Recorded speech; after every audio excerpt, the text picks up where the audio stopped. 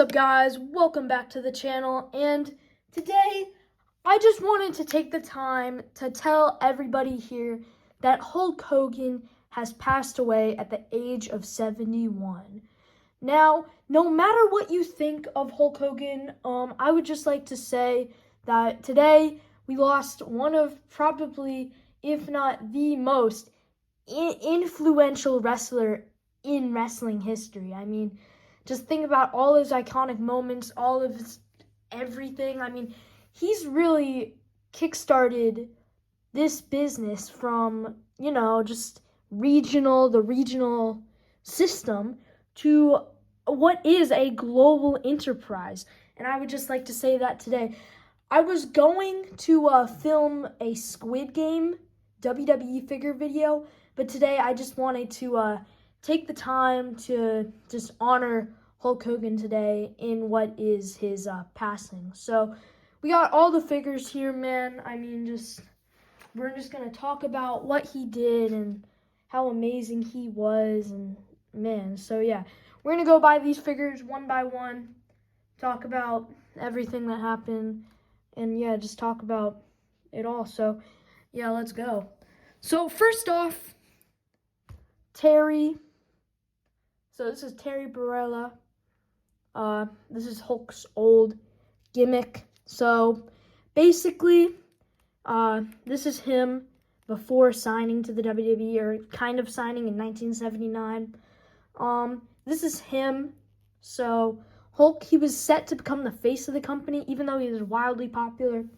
People didn't want to make him champion just because he didn't want to adopt a more technical move set. But yeah, here he is, and then he went on to star. This kind of looks like it, but he went on to star as this figure kind of is the closest representation of it in Rocky 3, I believe. I'm from Philly, so like I should know this, but I believe he played someone in Rocky 3 as like the wrestler, and Rocky like got torched by him. But yeah, here is him right there, and that was just a nice moment, man. That was nice. Next up, full Hulkamania.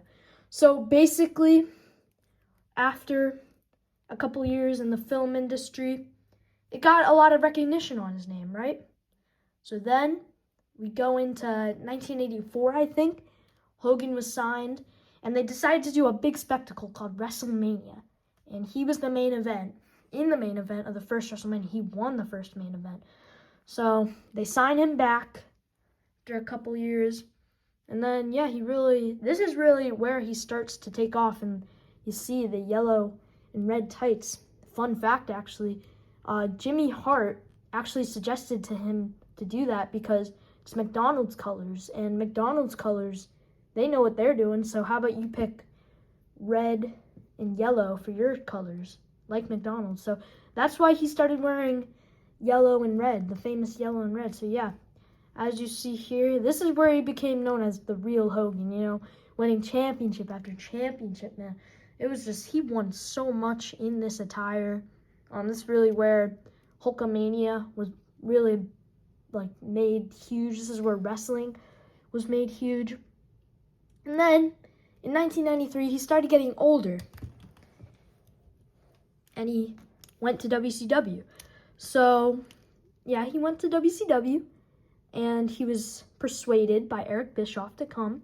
And it was a shock at first, And he was getting older, and in WCW he did do his thing, if you know what I'm saying.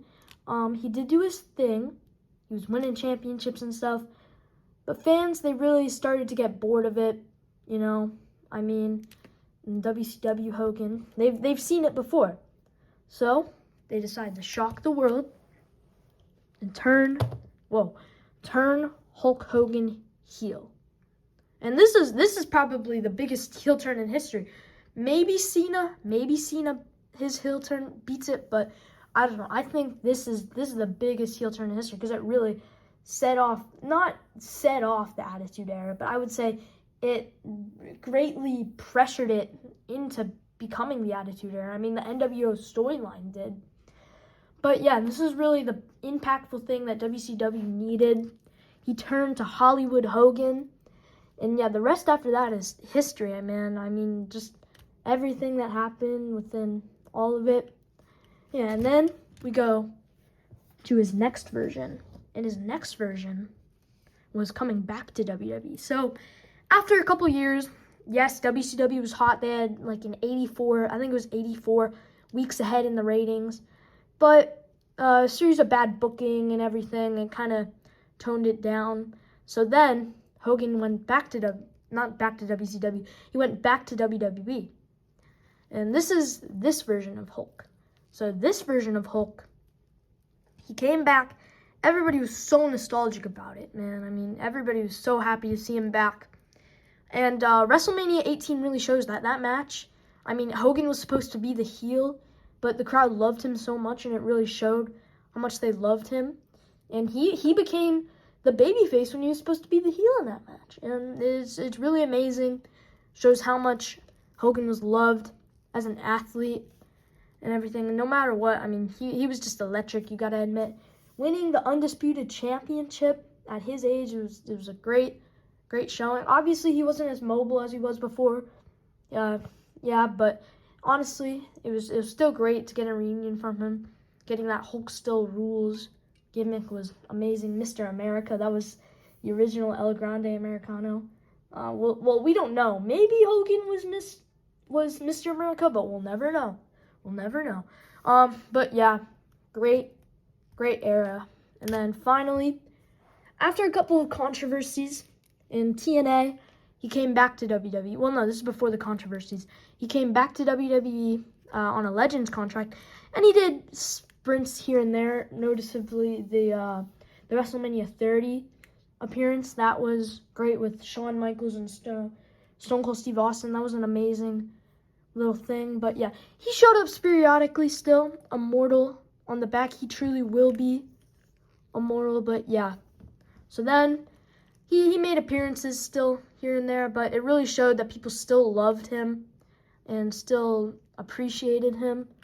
And yeah, and then yeah, no matter what, I mean, just Hogan has had an amazing career. That's pretty much the thing, like, I wanted to say, like, get out the most.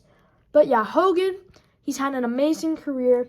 Rest in peace, Hogan. Rest in peace, Terry. I know you're watching from above.